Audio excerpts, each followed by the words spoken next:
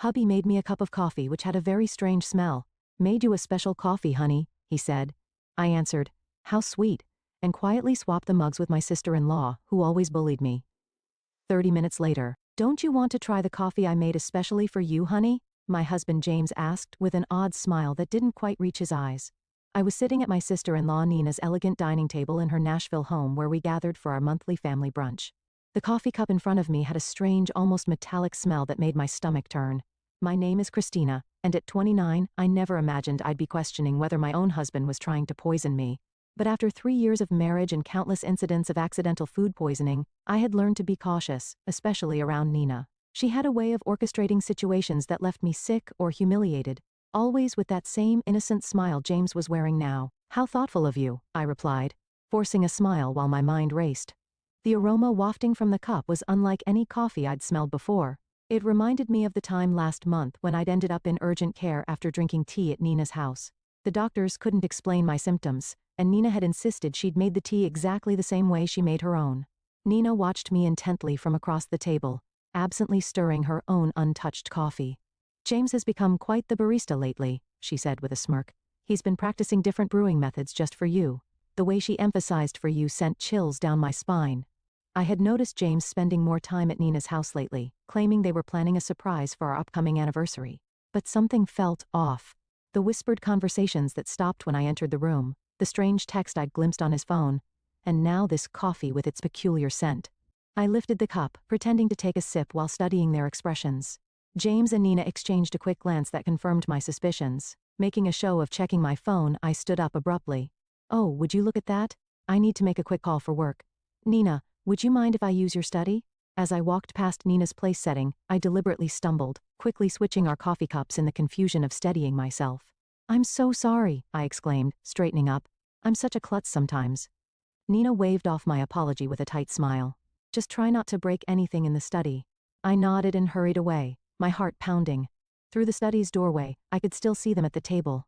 Now I just had to wait and watch. From the study doorway, I watched Nina lift the coffee cup to her lips, and my stomach clenched with anxiety. Part of me wanted to stop her, to warn her, but I needed to know the truth. I'd spent too many nights in emergency rooms, too many hours doubled over in pain, always after sharing meals with them. It wasn't always like this. When I first met James at a friend's wedding in Nashville 3 years ago, he was charming and attentive. Nina had seemed welcoming too, inviting me to family gatherings and offering to help plan our wedding.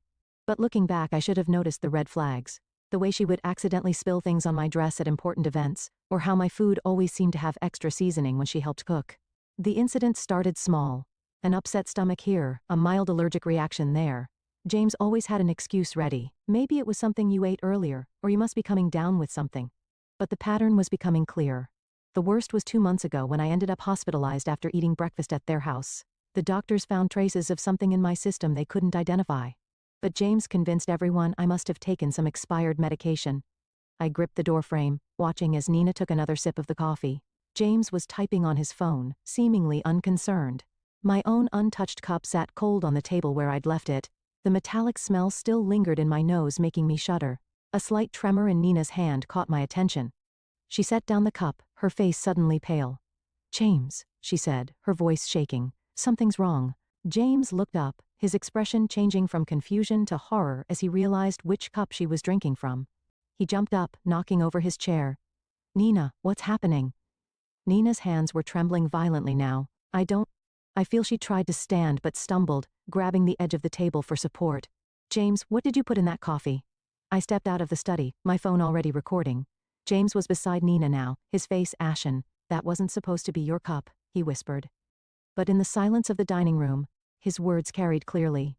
Nina's eyes widened with realization and fear. Call an ambulance, she gasped, sliding to the floor. Please, I can't. I dialed 911 immediately, my hands steady despite the chaos unfolding before me. Nina was on the floor now, her body racked with violent tremors. James knelt beside her, panic written across his face as he realized their plan had backfired spectacularly. Emergency services? Yes. We need an ambulance at 1542 Maple Grove Drive, I said clearly, keeping my phone recording with my other hand. My sister-in-law appears to be having a severe reaction to something in her coffee. She's conscious, but experiencing tremors. As I spoke to the dispatcher, Nina's eyes locked onto mine. The usual cold calculation in her gaze was replaced by raw fear. Christina, she gasped. You switched, you knew? Ma'am, the ambulance is on its way, the dispatcher assured me. Please stay on the line. James was growing more frantic by the second. Nina, what's happening? That wasn't supposed to, it wasn't meant for. Shut up, James. Nina snapped through gritted teeth, her anger momentarily overcoming her distress. This is all your fault. You said it would just make her sick enough to miss the board meeting next week. You promised it wouldn't be traced. My blood ran cold. The board meeting, where I was scheduled to present my proposal for a major client account, the same account Nina had been trying to land for months at our competing firms. Everything started clicking into place. The tea last month, I said, my voice surprisingly steady. And the breakfast incident 2 months ago, those weren't accidents, were they? Nina's face contorted with another wave of pain. The tea that was supposed to keep you home during the Johnson contract presentation, but you went anyway. She clutched her stomach, doubling over. James said, he said we just needed to discredit you, make clients think you were unreliable. The sound of sirens filled the air outside. James stood up, backing away from both of us. Nina, stop talking. You don't know what you're saying. I know exactly what I'm saying. Nina spat, her words slurring slightly. We've been planning this for months, ever since Christina started outperforming me at every client meeting. You were supposed to make sure she drank it today. The paramedics burst through the front door, and I quickly stepped aside to let them work. As they loaded Nina onto a stretcher, I stopped recording and sent the video to my private email, then to my lawyer. James stood frozen, watching as his carefully constructed plan crumbled around him. I'll ride with her to the hospital, I told the paramedics, my voice firm. After all, I need to make sure my sister-in-law gets the proper treatment. I met James's terrified gaze, and I'm sure the doctors will be very interested in knowing exactly what was in that coffee. The emergency room at Nashville General Hospital was a flurry of activity as doctors rushed to treat Nina. I sat in the waiting room, my phone clutched in my hand, replaying the recording of Nina's confession. The tremors in her voice, the panic in her eyes. It was all the evidence I needed to prove this wasn't just paranoia on my part. Family of Nina Anderson? A nurse called out. I stood up, noting James's conspicuous absence. He'd mumbled something about parking the car 20 minutes ago and hadn't returned. I'm her sister-in-law, I said, following the nurse through the double doors. How is she? She stabilized, but we found concerning levels of toxins in her system. The nurse's expression was grave. The doctor would like to speak with you about some unusual findings in her blood work. Dr. Phillips, a tall woman with graying hair and sharp eyes, was waiting by Nina's room. Mrs. Bennett, could you tell me exactly what happened before your sister-in-law became ill? I took a deep breath, pulling out my phone. I think you should listen to this first. I played the recording from brunch, watching the doctor's expression change from professional concern to alarm. This is very serious, she said, making notes on her tablet.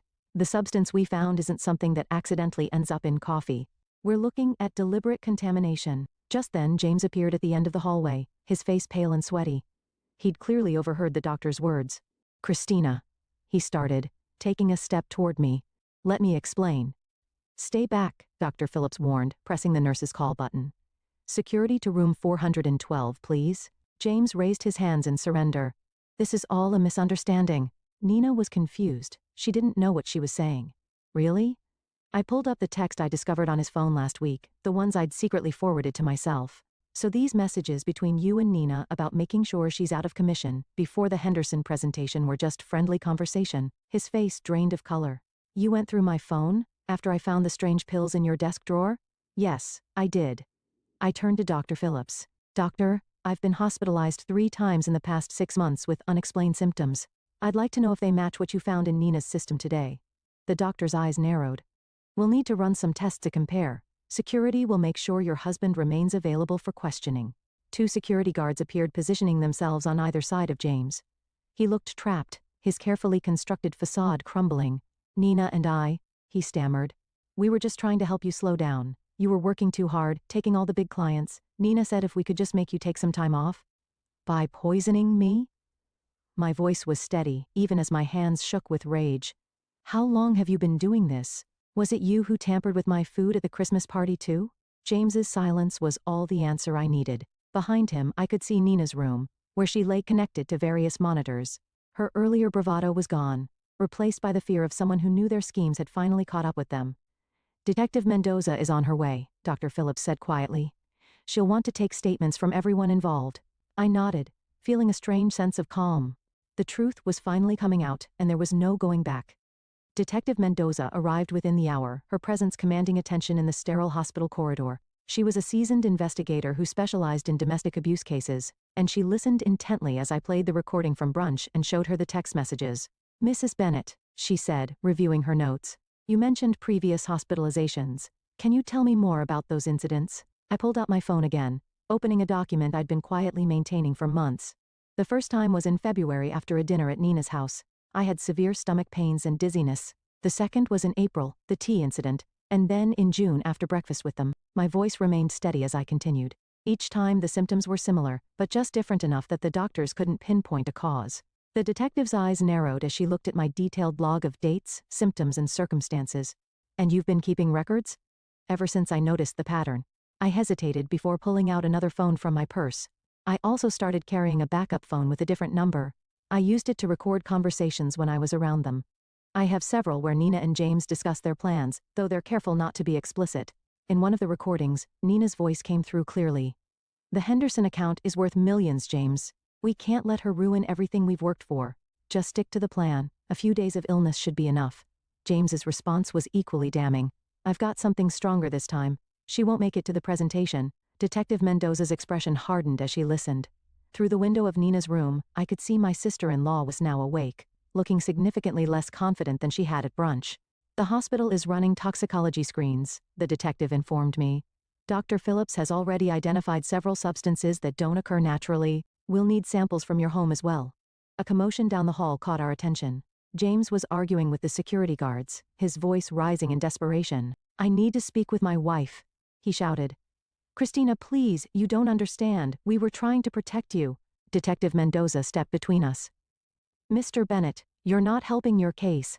We've already found evidence of premeditated. James laughed, a hollow sound that echoed through the corridor. "We were just trying to slow her down. She was working herself to death, taking all the major accounts. Nina said if we could just make her take some time off, by poisoning her." Detective Mendoza's voice was sharp. "That's not protection, Mr. Bennett. That's attempted murder." The color drained from James's face. "Murder? No. That's not, we never meant to." "Then what exactly did you mean to do?" I asked, my voice surprisingly calm. "When you put something in my coffee this morning, what was supposed to happen?" James's silence spoke volumes. Behind him, I could see Nina watching through her hospital room window, her face a mask of fear and calculation. I wondered if she was trying to figure out how to spin this, how to explain away months of systematic poisoning as some sort of misguided attempt at helping me. "We'll need both of their phones," Detective Mendoza told the security guards, "and I want officers posted at both doors. Nobody leaves until we get the toxicology results." Dr. Phillips entered Nina's room with a tablet in hand, her expression grim as she reviewed the test results. Detective Mendoza and I followed while James remained outside with the guards. Nina tried to sit up straighter in her hospital bed, but the tremors hadn't completely subsided. "The toxicology report shows elevated levels of several substances," Dr. Phillips announced, her voice clinical. "Most concerning is the presence of a particular compound that's typically used in pharmaceutical testing. It's not something the general public should have access to." Nina's face paled. "That's impossible. James said it was just something to cause mild symptoms." "Mild symptoms?" Detective Mendoza interrupted, taking out her notebook. "Like the ones your sister-in-law experienced over the past 6 months?" The door opened and another detective entered holding an evidence bag. "We found these in Mr. Bennett's office desk at the Anderson marketing firm," he reported, presenting several small bottles with clinical labels, along with detailed notes about dosages and reactions. I felt my knees weaken as I realized the full scope of their plan. "You were documenting everything, like some kind of experiment?" "It wasn't like that," Nina protested, but her voice wavered. "We just needed to track what worked. The first few attempts weren't effective enough. You kept showing up to meetings anyway. So you increased the dosages," Detective Mendoza concluded, examining the bottles. "Did you know these substances could be lethal in higher concentrations?" The room fell silent. James, still visible through the window, sank into a chair in the hallway, his head in his hands. "The Henderson account?" I said slowly, pieces clicking into place. "It wasn't just about that presentation, was it? You needed me out of the way permanently because the client specifically requested me as their lead." Nina's face contorted with a mixture of anger and fear. "You were ruining everything. I built that client portfolio for years, and then you show up and suddenly everyone wants to work with you instead. James said he could fix it." "By killing me?" The words hung in the air heavy with accusation. "We weren't trying to," Nina started, but Dr. Phillips cut her off. "The concentration in the coffee you drank today, the doctor stated, looking directly at Nina, was significantly higher than previous samples we've analyzed from Mrs. Bennett's earlier hospital visits. If she had consumed it, the outcome would have been severe, possibly fatal. Detective Mendoza turned to the other officer. We'll need a full warrant for both their homes and offices, and contact the pharmaceutical company listed on these bottles. Find out how they obtained these substances. Nina slumped back against her pillows, the fight draining from her face. It wasn't supposed to go this far, she whispered. James kept saying we just needed one more try. I stepped closer to her bed, my voice steady despite the trembling in my hands. Every time I got sick, every meeting I missed, every client I lost, you were both there watching, taking notes on how your poison was affecting me. What kind of people does that make you? The silence that followed was deafening. Outside, I could hear James being read his rights as additional officers arrived. Nina stared at her hands, unable to meet my gaze. Detective, I said, turning away from my sister-in-law. I'm ready to make my formal statement now. The trial lasted 3 weeks, but it felt like years.